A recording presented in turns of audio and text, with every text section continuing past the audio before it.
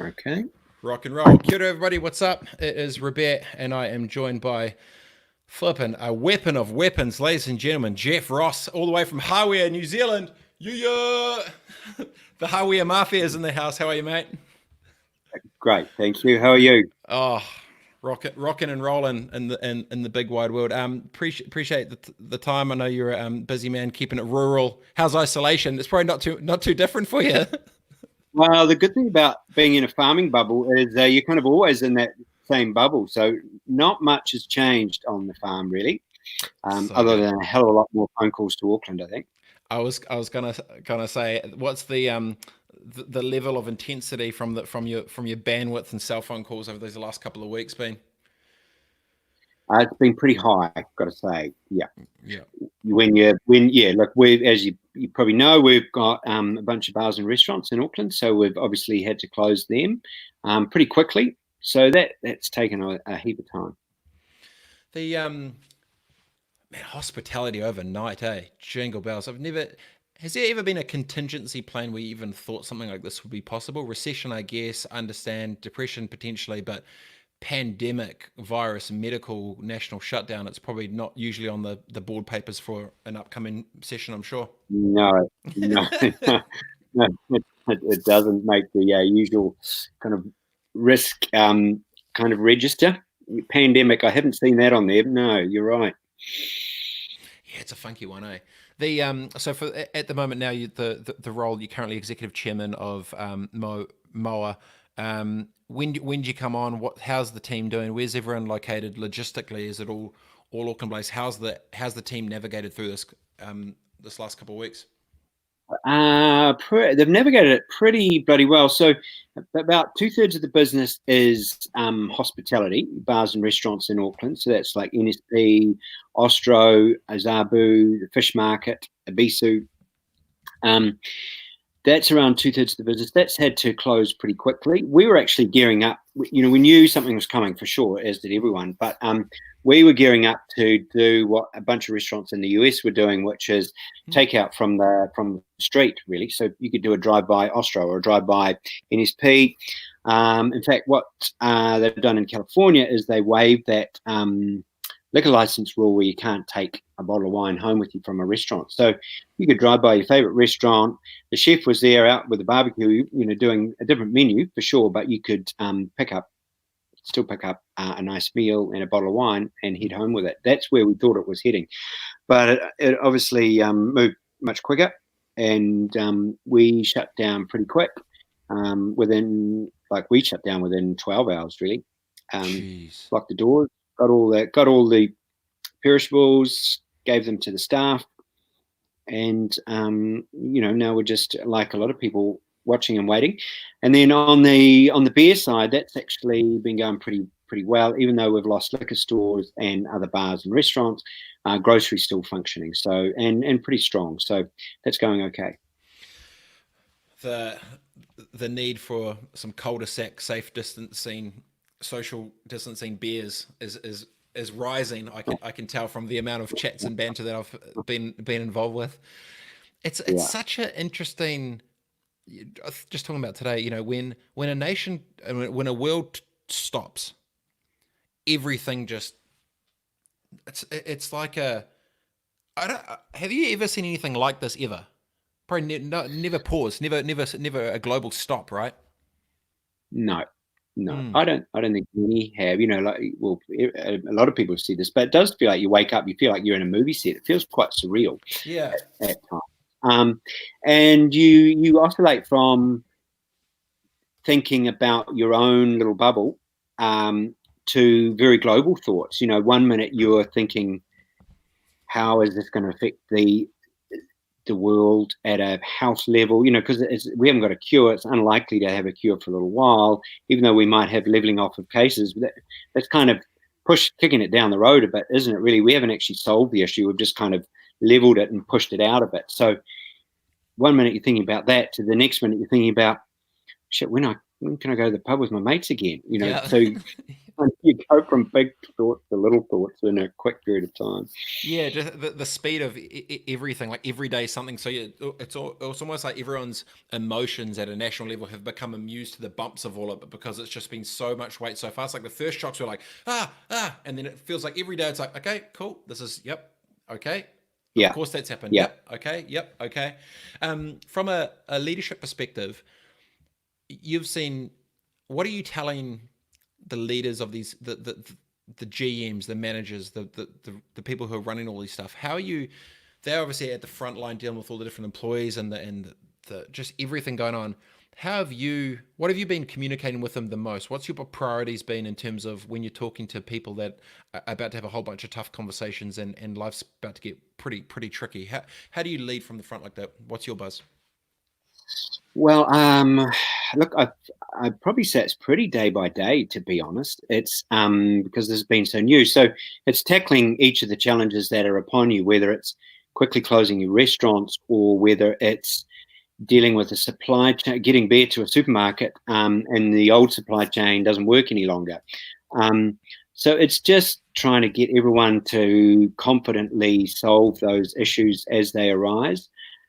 Um, yeah, look, we're trying to give people confidence, and I guess we're doing that by saying, we're in largely a sociability industry, whether it be being have a few beers at home with your mates or going with friends and family to a restaurant. So what we're saying is that as a human behavior is unlikely to ever go away. Humans are typically quite social beings. We've wanted to be with other humans for centuries and centuries. That's how we like to exist. So the short term's a little bit rocky, but medium and long term, we're still social creatures and we're going to want to hang out and do stuff with our friends and family. So that's not going to ever take the need away from wanting to go and have a meal with someone or see some sport or have a few drinks with friends. So we're trying to just remind everyone of that human trait, I guess.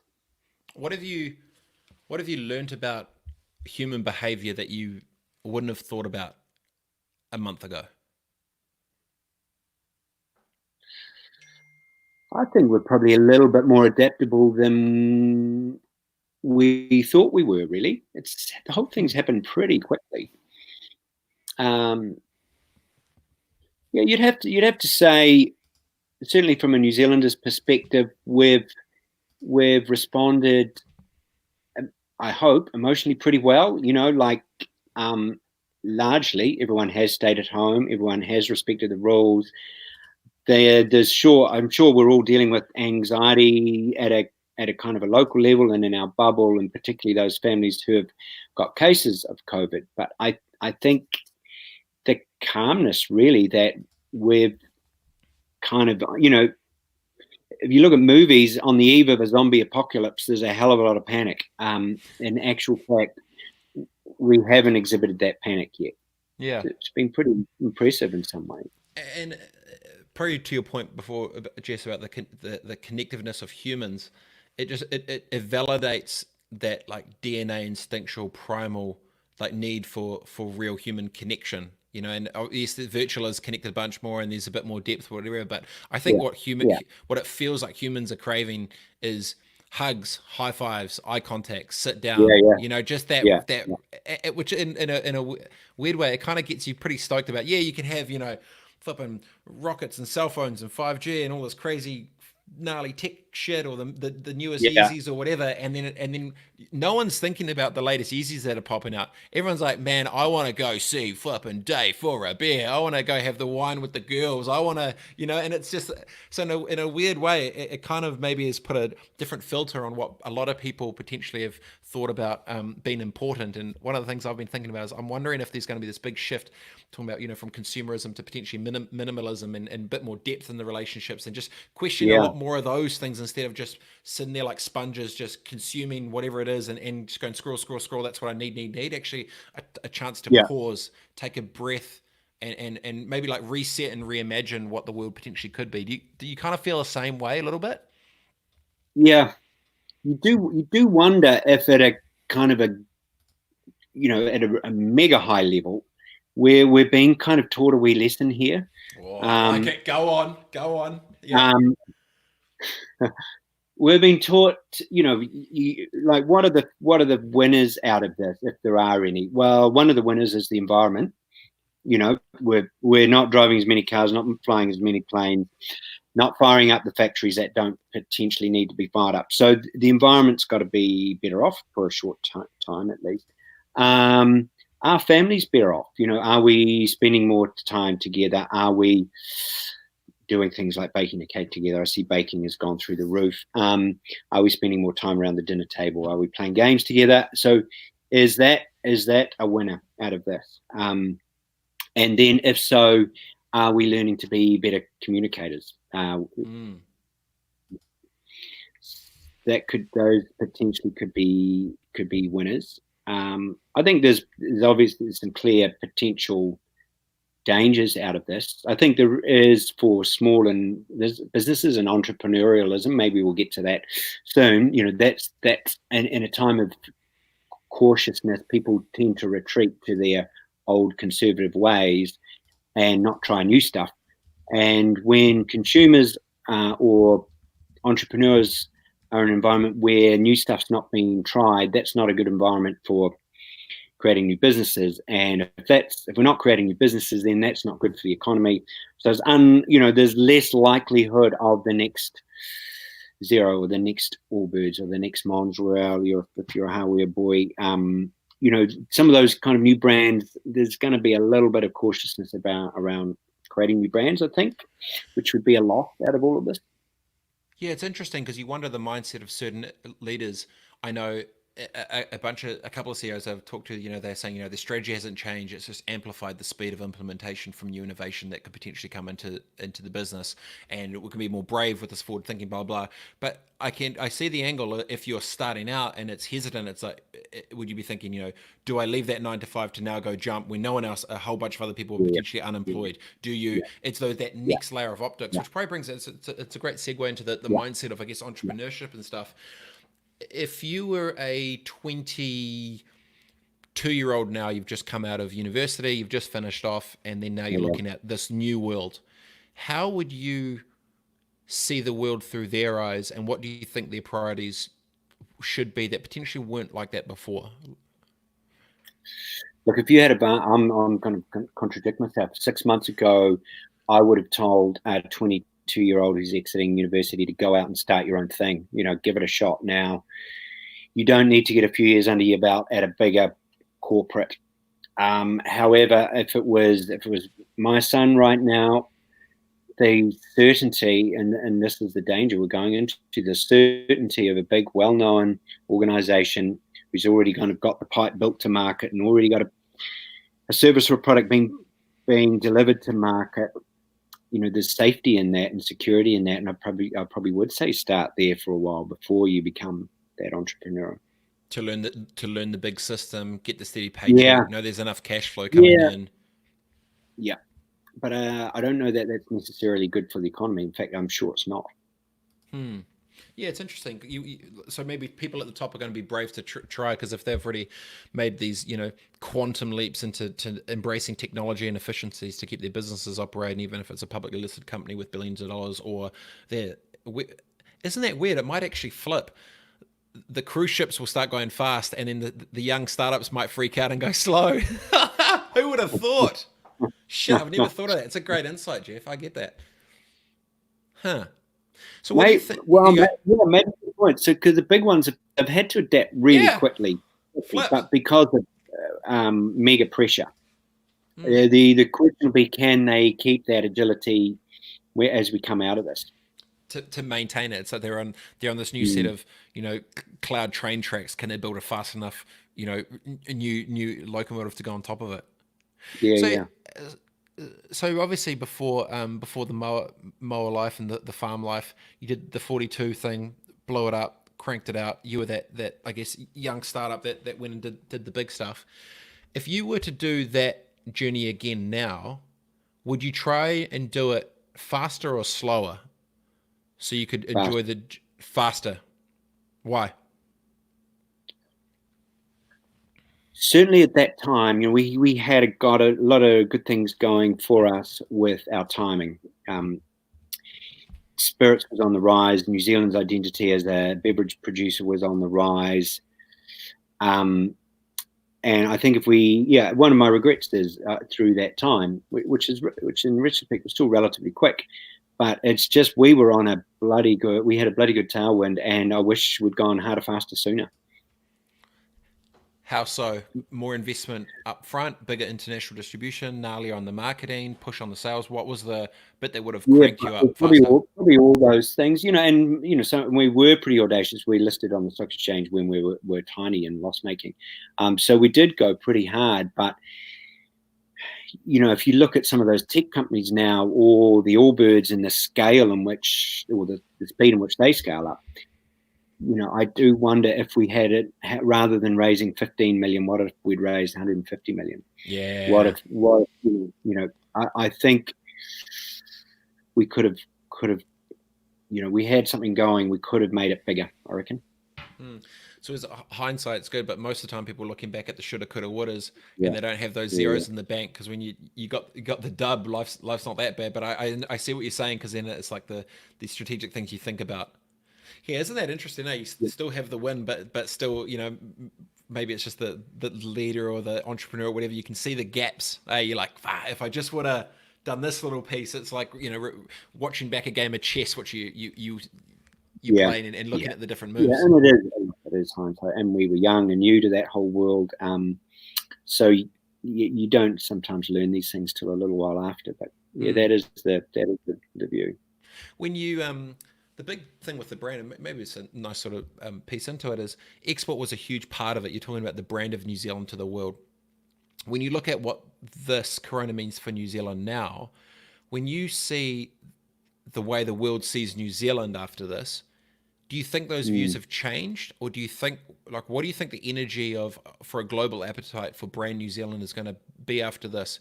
Hesitant, cautious, double down, escapism? Where's your take on that? I don't think it's going to change much, because this thing is such a global thing. It's affected everyone. Everyone has their views, but I reckon we should have acted harder, sooner, actually. Harder, faster, sooner on this issue as a country. Look, I see things are leveling off a little now, but, I thought a bold move was the Marshall Islands, who closed their border months before we even considered closing ours. They closed their borders because they just had no hospital system. But from what I understand, they've kept it out completely. So, there's very often advantages being two, small islands at the bottom of the world, but this could have been one of them. And I was surprised. The first two cases in New Zealand was someone coming back from northern Italy, someone coming in from Iran. And I had friends coming through customs at that very same time from overseas, and no one was being checked. And so it was hardly a surprise that our first two cases were from northern Italy and Iran. Those people travel with documents and passports. Why on earth we didn't implement proper border questioning and, filters early on, I don't know. Yeah, all the stats and everything, it's clearly we're doing better than a lot of others, but then it's always that balance of, if you go too early, do you potentially risk uprising because everyone feels trapped, and then you go too late and a bunch of people die, and you're like, stuff this could have been stopped. Yeah. Is this why you'll never run for Prime Minister, mate? No, I'll never run for Prime Minister, because I'd hate to be a politician. I feel for them. Jeez. So the in the world. We've got a few questions. Joe Murdy. Shot Geoff, hope you're keeping well over there at Lake Highway Station. Shot Joe, good bastard. And then Alvin says, what's Geoff doing to keep busy? Alvin, have you not been listening? He's the executive chairman of the board of MOA. He's got like 50 different things going on. What the fuck? Alvin, I did have a wee bit of escapism today. I went to the wool shed and we trimmed a lot of sheep's feet. Cool. So we've been having the old clippers out all day. How much sheep do you have? How big's the station? The station's a little over 6,000 hectares, and we've got 7,000 sheep. We did 500. We trimmed 500 hoggets today. We had them upside down, and it's quite fun in there. We have the the music going and a bit of banter, you get through it. So you got what, like little Bluetooth in, like Auckland's ringing up, Geoff, help us, it's turned to shit. And you're like, oh mate, yeah, no, you'll be right, mate, yeah, fuck, just hold up a second. No, we've look, the team is pretty big and pretty senior, and we've all been working pretty hard. So this is just a few hours of escapism amongst the sheep. I get it. Nick Rowd, the bro. Hey, Robett, please say thanks to Geoff and co for writing a wonderful book. Thank you for writing it. For someone overseas the business, it was successfully a good read. Loved all the guerrilla tactics. Shot, Nick. Yeah, actually, well, I have to credit my wife for writing that book, because I could have never written a book. I would have lasted kind of an hour behind the laptop writing it, but she did that, which I think she did a great job of. But I think it's a really cool little legacy for all the bloody talented people who were part of 42 Below, so we can all look back and remind ourselves of a few of the things that went on. If you were 15 writing a book of what you thought your future would be, what would that book be? It wouldn't have, well, if I was at the age of 15, if I was writing a book, or writing a book now as a 15-year-old? If you were then writing a book of what you thought it would be. Right. It would have been a lot simpler than vodka, beer, and restaurants and skincare and candles. It would have probably just been farming, actually. Oh, yeah. Yeah. It would probably have 2 chapters about farming, a little simpler. Oh, the bro, Mike Mullins in the mix. Every Buster Says No, Geoff Ross, one of the best business books I've read. Thanks. Shot, Mike. There you go, mate. Cheers, Gareth Hughes.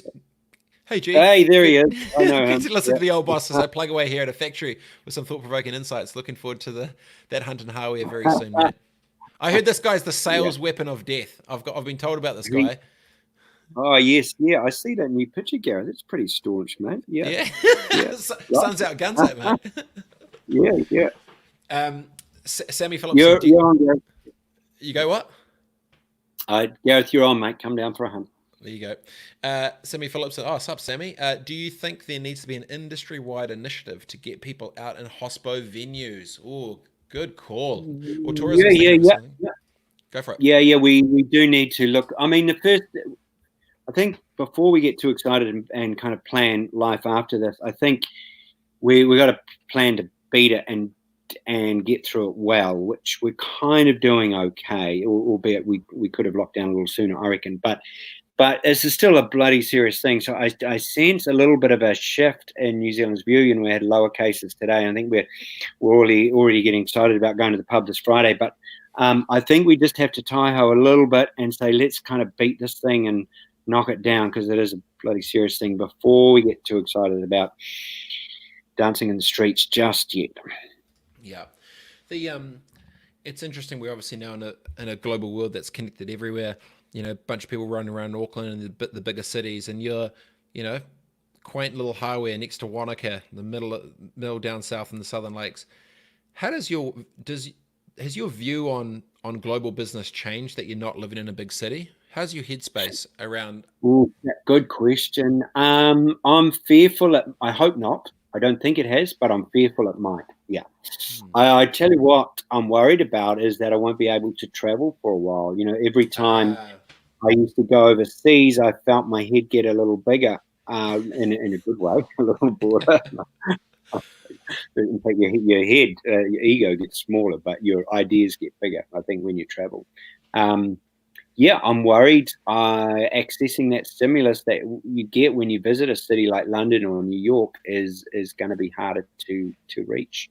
Yeah, I know you mean. I remember when I was younger, someone tried to explain Sydney. They're like, oh yeah, it's LA for beginners, and then you went to LA and it's like, oh yeah, it's New York for beginners, and then you go to New York and it's like, it's the hustle bustle. There's always different energies that when you're physically there, it changes your thinking, because you visually see everything, the sights, the sounds, the people, the architecture, the colors that you see, everything. I guess I like to learn, and I'm very observant. I like to see everything and take it all in. Those little snippets give you these new sort of ideas. So yeah, you wonder if you stay in that bubble, would you still be as potentially as creative, or have those different things if you don't have the real see it, feel it, touch it of the real world, right? It's interesting. Yeah. It's a wee fear. Charlie says, how does the current situation impact consumer behaviours when engaging with hospitality moving forward? Oh, mate, you're getting some tough ones. Jeez, I was just talking about whiskey, but yeah, go on, go for it. Good question. I think it'll remind us how important actually hospitality is for us. I think we're all starting to crave a little bit of it. But I think as we step into it again, look, I'd imagine there'll be social distancing. You know, I don't think we'll all be in the mosh pit or kind of knee deep at the bar on Friday night. I think there'll be kind of arm's reach hospitality for a little while as we step back into it. Yeah, that's new opportunity, because if you think of physical distancing in public, what are the new commercial things that would exist within all those pieces, right? Yeah, that's interesting. Yeah. That's what I thought before we leapt from level 2 to 4 quite quickly. I thought the level was going to be something like that, or at least take on food. We were gearing up to get the chefs out front, get the barbecues on. You could drive by and pick up stuff on the way home, and a bottle of wine with it, and you kind of not physically in a venue or at a restaurant, but you're still taking it with you. Now, that idea, though, did that come after, as the byproduct, after knowing what was potentially going to happen with the business and thinking how to de-risk it to still have products in the market? Or that wasn't part of this? It was like, hey, let's open these outdoor things for a different revenue stream. Yeah, when we saw it coming, we were going to slim down the menus, make kind of menus that are take-home friendly, easy to put something on the backseat of the car. That's where we were going. We didn't quite anticipate the abruptness of the shutdown that actually happened. As a New Zealander, I'm glad we did that, but from a business point of view, that came pretty quick. So if you're in hospital right now, or one of these other small bits, say if you're in a industry which has shut its doors in the last 3 weeks, and you are using this time to been talking about resetting, reimagining this potential new future of what it can look like commercially for New Zealand and personally, professionally, whatever. What advice would you give them when it comes to reimagining that new world of I guess after Corona 2.0, with what their business model, the strategies, how they think about their business? They're using this time to think and strategize right now. What advice would you give those crew?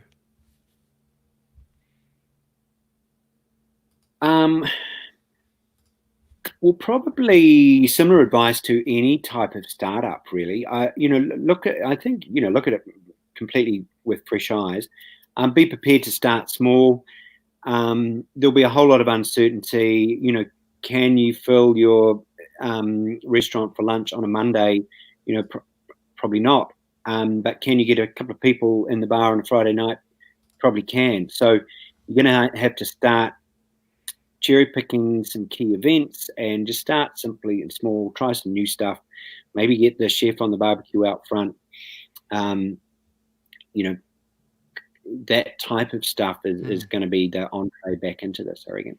Yeah, there's going to be a lot of kind of creative marketing opportunities at each different step as we go from 4 back down to zero, because at each thing there's going to be new opportunities, and with that is obviously new distancing or different laws. So creatively, I'm thinking there's all sorts of people about, okay, how do we re-engineer, like having a beer with your mates? Do we have like the 6-pack and it's got a extendable ruler at the bottom that goes out to 6 feet, and then it goes around a circle, you can sit there on the table, just all these. There's going to be so many like funky, cool brand things which come out of this, I'm pretty sure, when it goes to getting back into it, which is almost going to be a cool new wave of creativity to come to the forefront. I think it's kind of cool.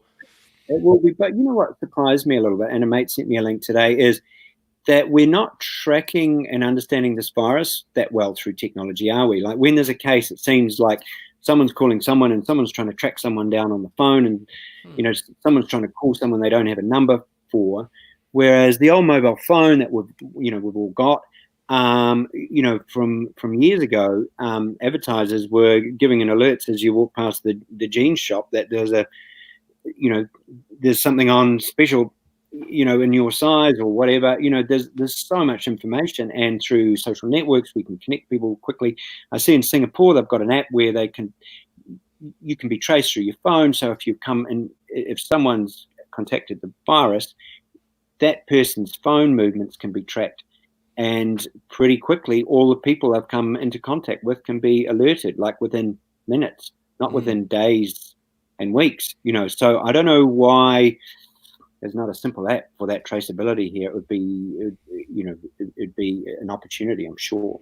Yeah, Carmen from Velocity was talking about a similar thing. If the data sets are available, being able to like genuinely connect in real time, so many different people with services like in real time using technology would be, yeah, it's actually an interesting other point.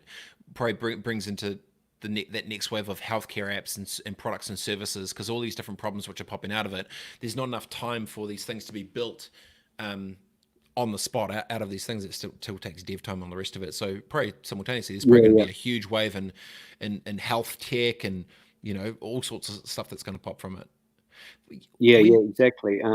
There's one in Singapore built already, so I don't know why we can't just kind of borrow a bit of that. I'm just trying to figure out what it's called, but it's pretty simple. White label it across, yeah. I mean, especially if it's there.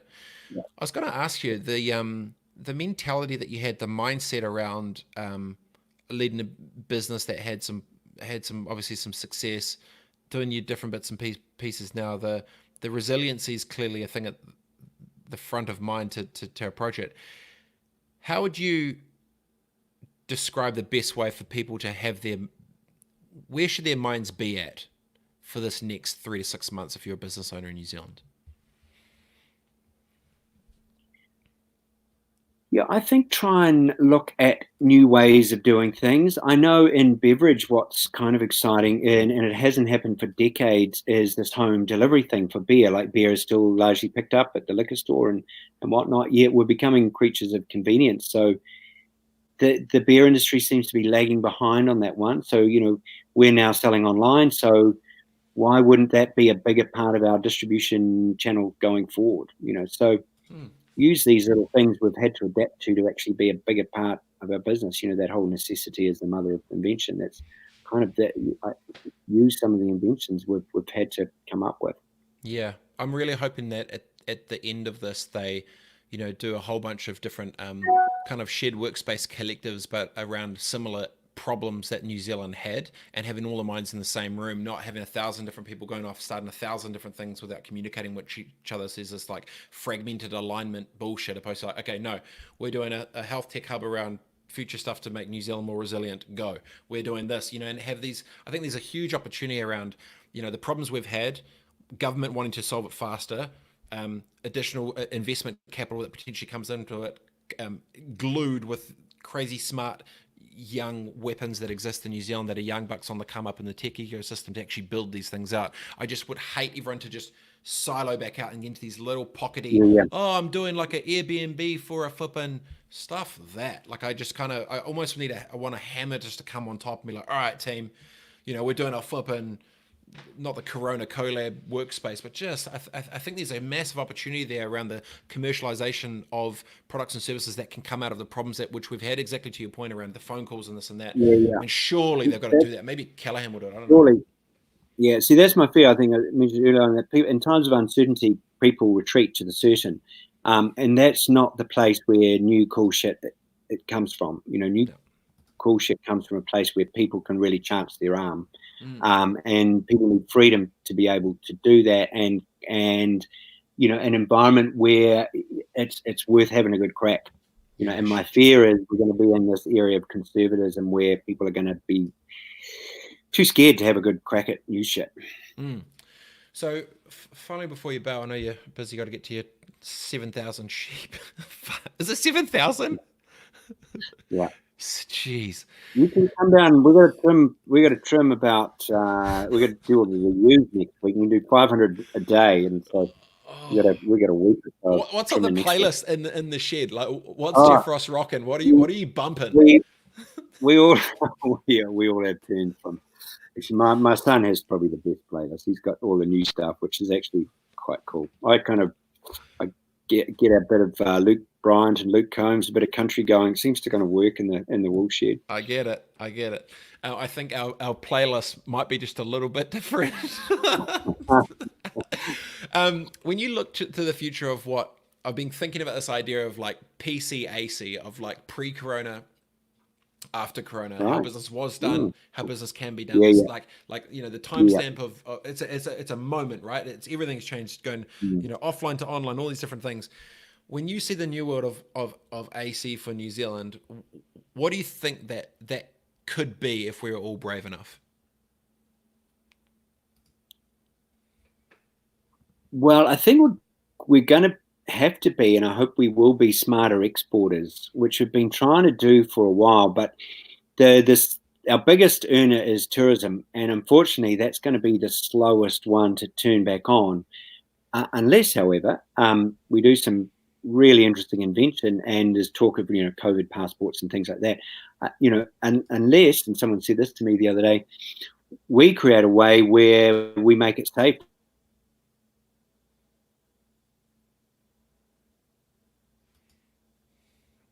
Don't. Solve as a country. We're the greatest travelers on earth, so let's show the world how to keep doing that in a post-COVID world. That'd be a great outcome. But look, a lot of people have been banging this drum.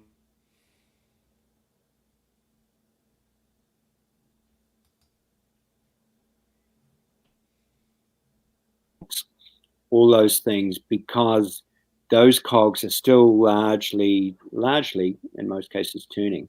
So we'll just rely on that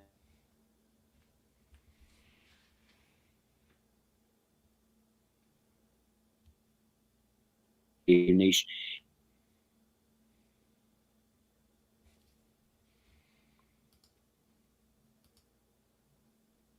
Certainly in the products area, so many opportunities for export.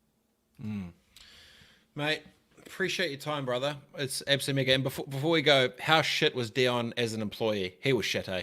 He was shit. Shit, he was actually quite good. He's one of the Nah, great marketers. I shouldn't say that now. don't. No, He's I going to don't. Sorry, mate. You're cutting out, Geoff. You're cutting out. I'm sorry. You're cutting out. Hey, I appreciate your time, bro. Hi to the gang down there, and then see you went down the mix, and congrats again on all the hustle, what a flipping journey, man. And obviously a lot of people appreciate your time and the stuff that you've done. So good on you, bro. And it's rad to have you spend your time just quickly here today. So shot, brother. Appreciate it. Thanks, mate. You too. Thanks, All right, bro. Colin. Talk soon. Later, bro. Straight boss dogging the bro. Flipping Geoff Ross throwing hammers. Very cool. People making a lot of effort to get out of their busy schedules. Obviously, everyone is pretty tapped right now, especially with all the different boards and CEOs and executives, chairman shit, and everything they've got going on.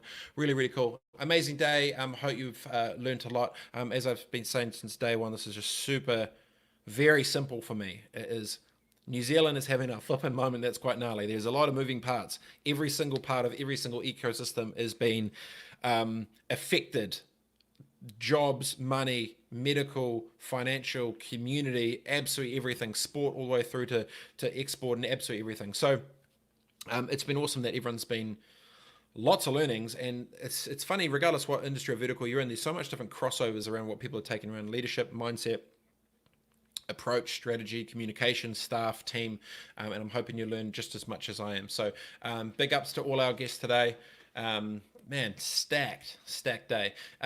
Tomorrow we've got another bro in the mix, Kana Luke from BNZ, the food chain there, running all of small business, enterprise, and the rest of it. I am on lockdown. I've got 7 hours of judging that's happening all day tomorrow for the New Zealand High Tech Awards, which I'm really excited for. And then I'll be on later with Kana. So appreciate the day, everyone. Finish the whiskey.